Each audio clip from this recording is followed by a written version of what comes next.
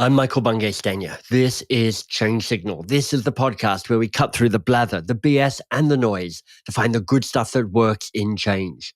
If you're a transformational leader and you are seeking modern change mastery, this will be your favorite podcast.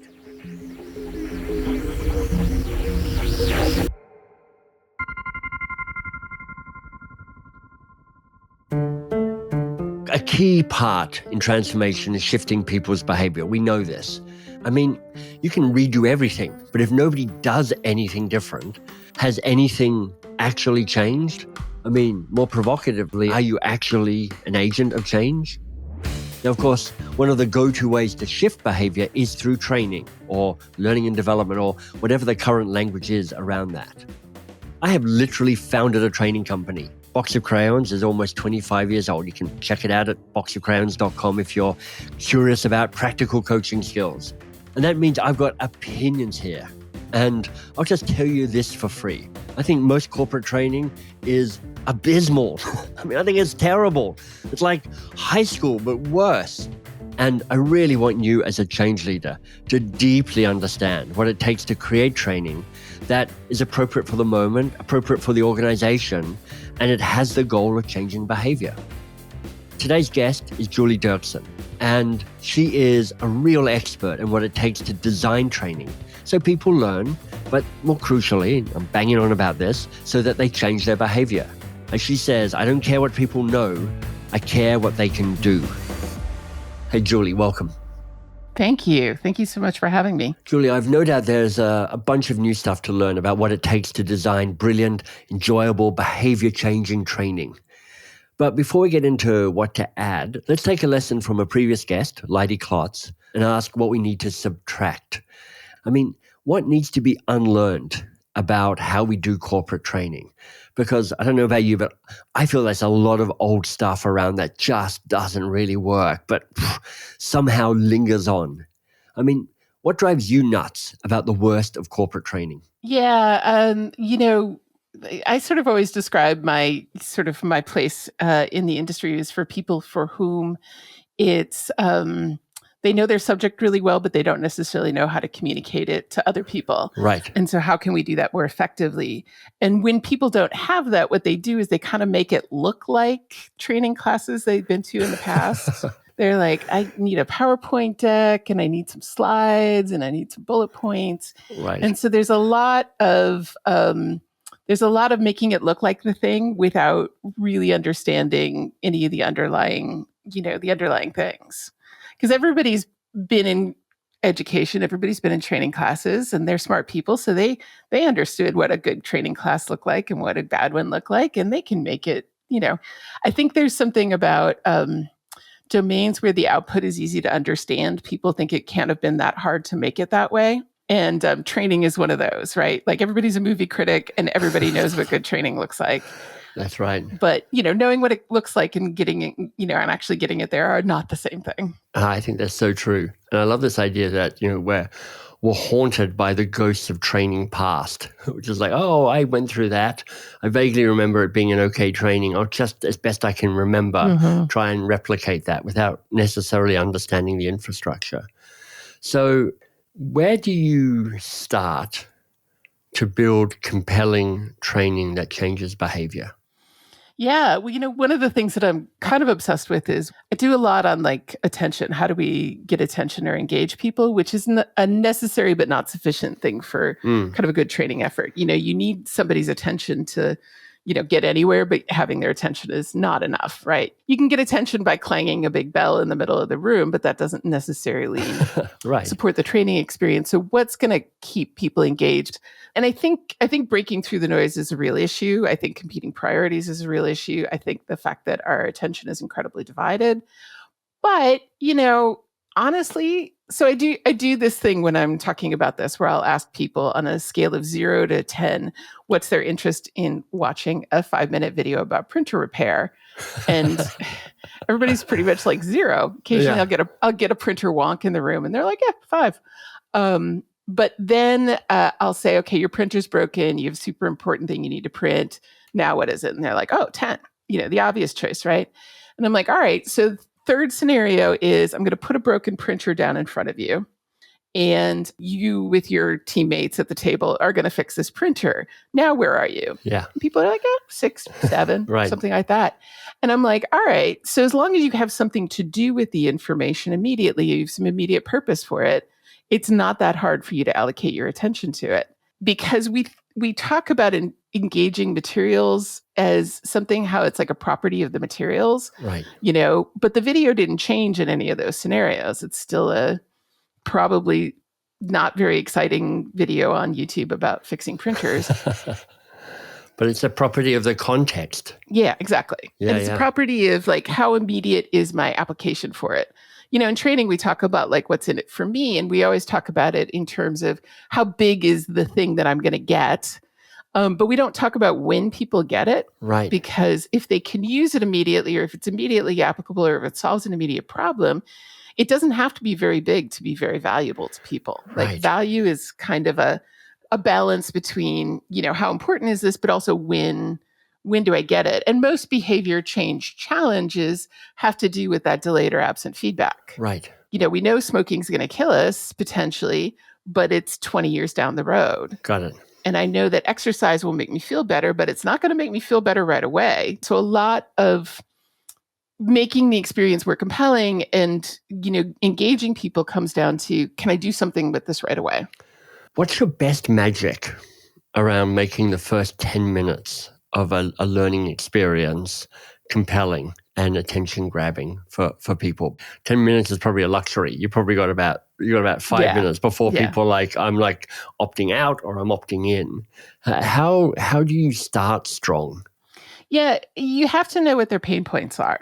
What is the thing that's causing them difficulty? And sometimes the answer is your training is not going to answer any of their pain points. Right. And so then it becomes a matter of either owning that and kind of being upfront, like, here's the reason this is important to the organization. Here's why you're here, and tying it into here's how you're helping or things like that. Yeah. But, if you're not aware or knowledgeable about what their day-to-day headaches are, it's really difficult because I always talk about how like everybody's got like 37 different things they need to be doing with every minute of every day. Yeah. And if your change effort is coming in at number 38, it's just not, it's not going to go anywhere, right? If you're not in the top 5, you're not getting attention or effort on the part of people.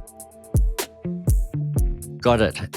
When I'm running training or giving a keynote, one of my rules of thumb is to have people talking to other people within the first 2 minutes. I mean, it's often a conversation about the challenge at hand, but I know if they're talking, they're engaged. I was talking to somebody who he was teaching, I think, computer coding. It was a large tech company that I was doing a workshop for. He was talking about how one of the things that he had shifted in his workshops was he used to have a slide at the front of his workshop that said, this is why this is all really important. Mm-hmm. And instead, he just switched it to a slide where the title said, why is this important? And he would draw the information in from the room. Nice. And he's like, the whole day would go differently because they were telling me, I wasn't telling them. It's such a powerful insight around how do I continually raise the status of the group so they feel they have more control, they have more influence, they have more autonomy, as a way of just at a neuroscience level, keeping them more engaged in the work.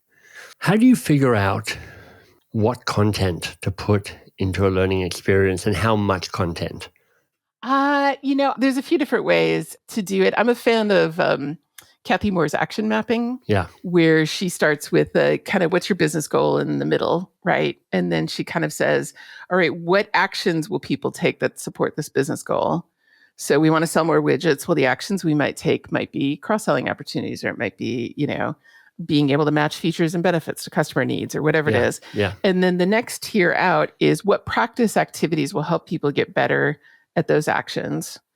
And then the final tier is what information do people need to support those practice activities, to do those behaviors, to support that business goal. I love that. And so moving out that way, because there's a real tendency to organize material by a logical flow of the content. Yeah. But if you start with that sort of inverted focus and kind of work out, then the content really just is what supports the behavior and not oh, what's the expert's model for how this content should be organized? So this is so helpful because it just tells me that, it reminds me that content is not the end, it's the means to an end. Yeah. And so often the seduction of content is it's the end itself. Yes. And, one of the things I've had to learn in my role as an instructional designer is, well, I'd say my design philosophy is what's the least I could teach that would be the most useful? Uh-huh. So there's this kind of, how do I keep stripping out content so there's room for practice, so there's a capacity for behavior change, so that there's a way of actually helping people shift to the goal. Yeah. And probably the most useful thing that I've done lately is add in a question when I'm working with like a subject matter expert or somebody, which is, okay, and how long did it take you to get good at this? Oh, I love that. Yeah.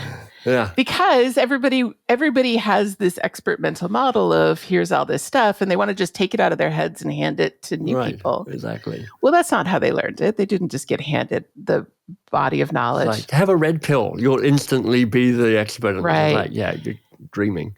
And it changes the conversation, because when somebody tells me it took them probably the first year or two to get good at something, all of a sudden we're not necessarily talking about a 2-day workshop anymore. Right.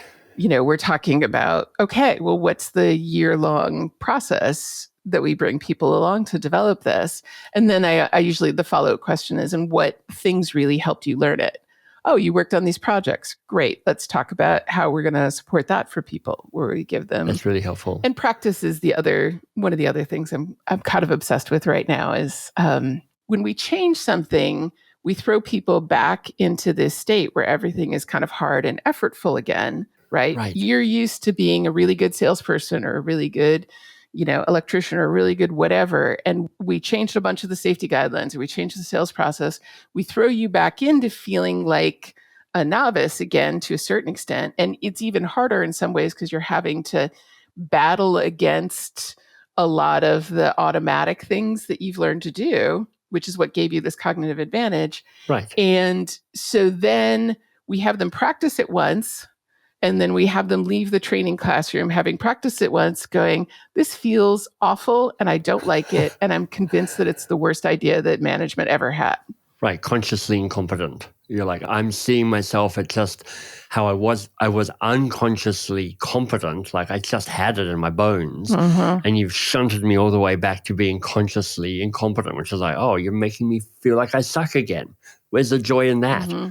Yeah. Right. Yeah, exactly. And we leave people there and then send them back to the workplace and then go, why don't they do the new thing?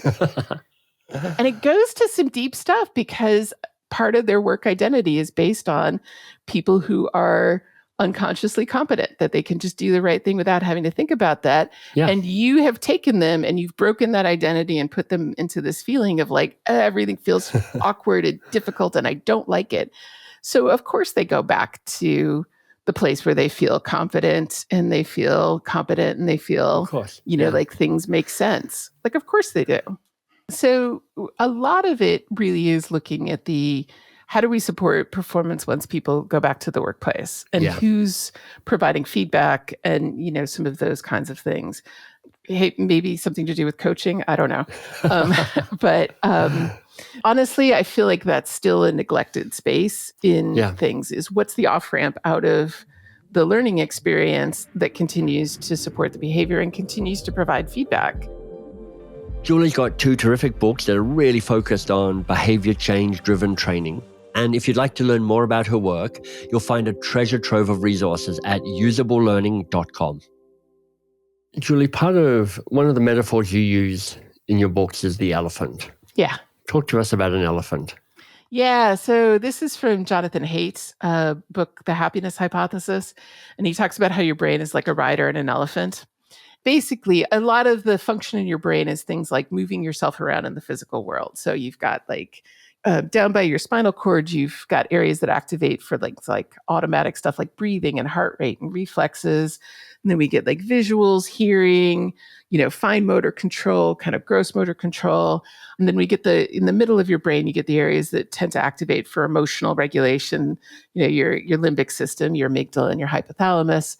So a lot of it is about like your physicality in the world. What can you see, touch, taste, sense, right. All that kind of stuff. And that's basically the elephant. How do things feel? And then you have these, other areas of your brain, like prefrontal cortex, kind of right behind your eyes, that activates when you're doing things like impulse control or, logic and reasoning and projecting out into the future and considering consequences. Right. And he sort of talks about your verbal thinking, logic brain as the rider. So you've got these two entities that are making a decision. And so when your alarm goes off in the morning and it's winter and it's cold outside and you got to bed late because you were watching too much, whatever, you kept hitting the next on the streaming episodes, and you're lying there in bed and you go, I should get up. I should totally get up. If I get up now, I'll be able to get my coffee before I have to jump on the Zoom call and all that kind of stuff.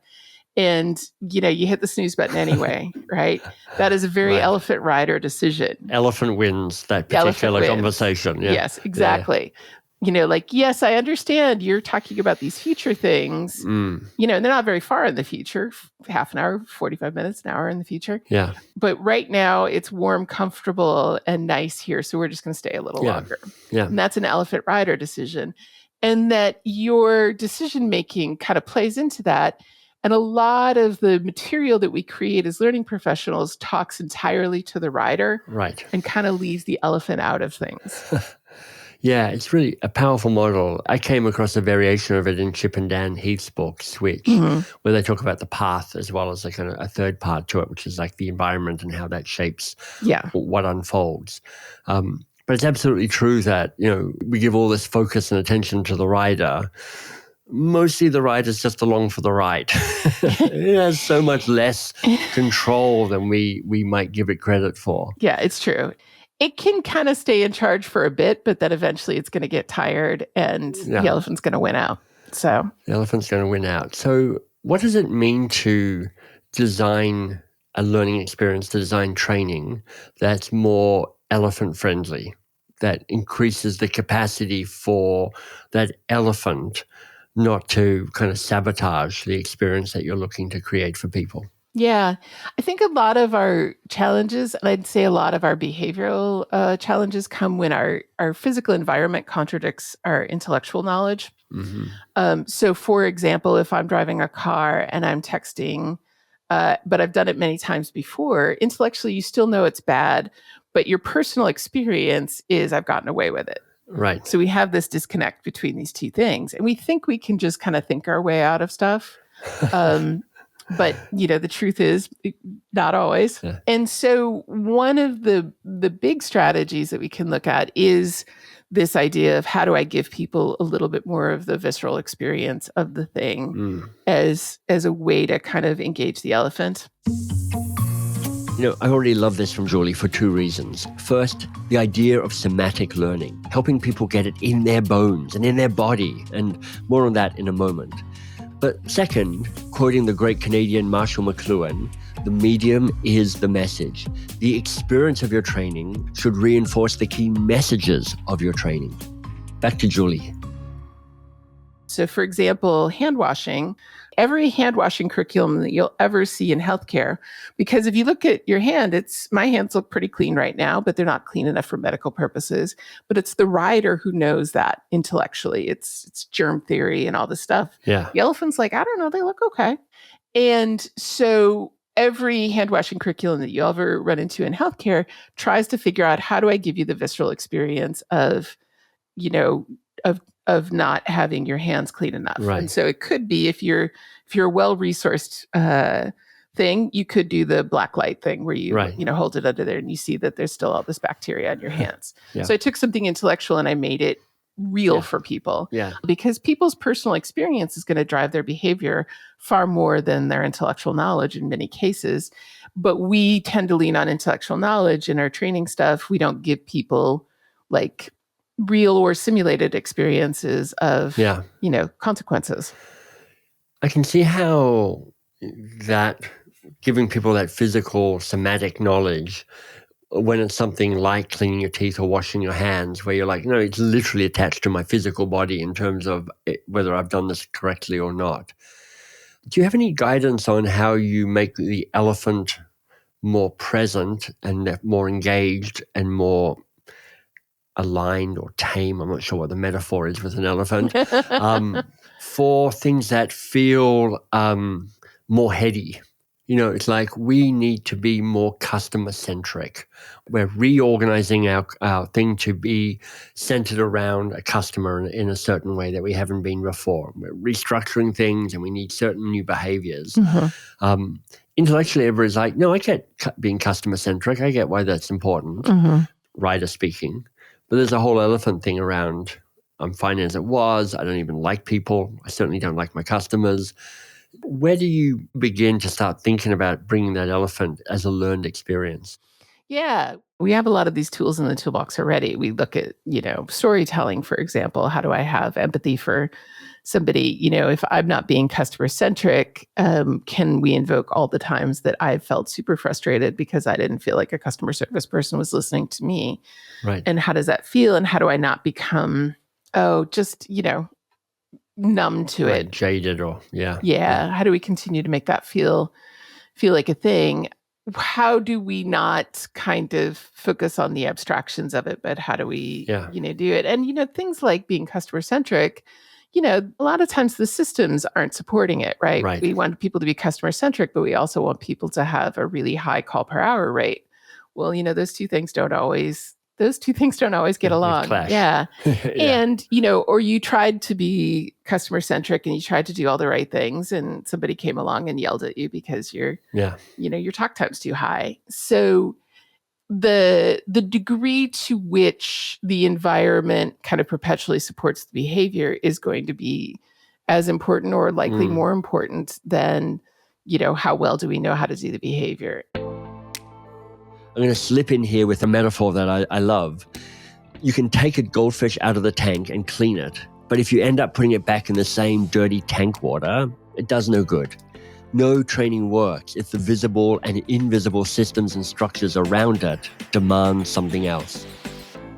And something like being customer-centric, the first question that I always dig into at that point is like, well, what does that actually look like? Right. I have something that I refer to as the photo or video test. So if I took a picture or a video of somebody being customer-centric, what would I be seeing? Right. Because a lot of times, we know we want this, but we can't really be as specific as we need to be about what the behaviors actually are. And this is such a nice way of looping back to where we started, which is a conversation about if we're designing for behavior change, start with the goal and start with the behaviors, then start with the practices that when you practice them get you closer to the behaviors. And then you can have I think about what content and information is required to seed all of that, rather than here's my theory of customer centricity. Yeah.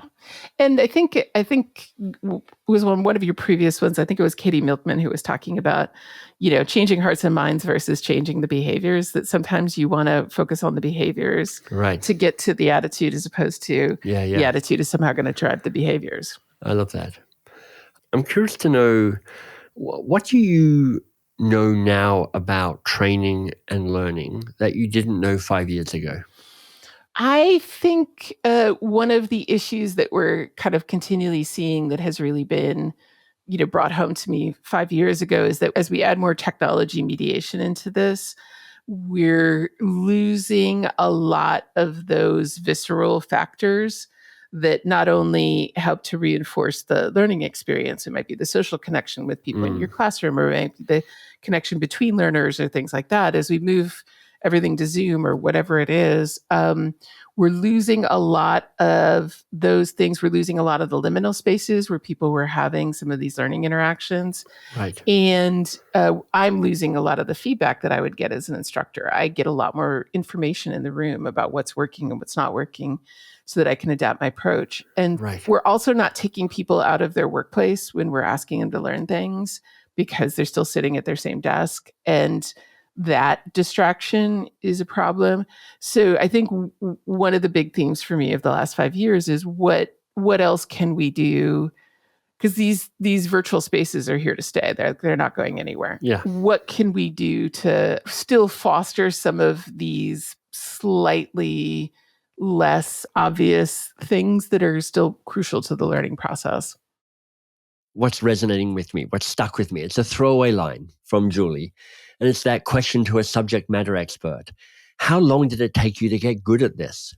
It's such a powerful way of remembering just how much learning and unlearning and relearning and practicing is required to really shift from one level of competence to another. For instance, I've been hosting podcasts now for almost 20 years. My first one was around before there were even things called podcasts. And suddenly I'm old. Gosh, how did that happen? But if you are reveling in my podcast hosting mastery, well, I would be delighted if you spread the word. I mean, I love a review always, but I particularly appreciate a shout out on LinkedIn. That's how we find other transformational leaders like you who are seeking modern change mastery. Link to your favorite episode so far and tag me so I can say thank you. Thanks for doing the work. I'm glad you're here.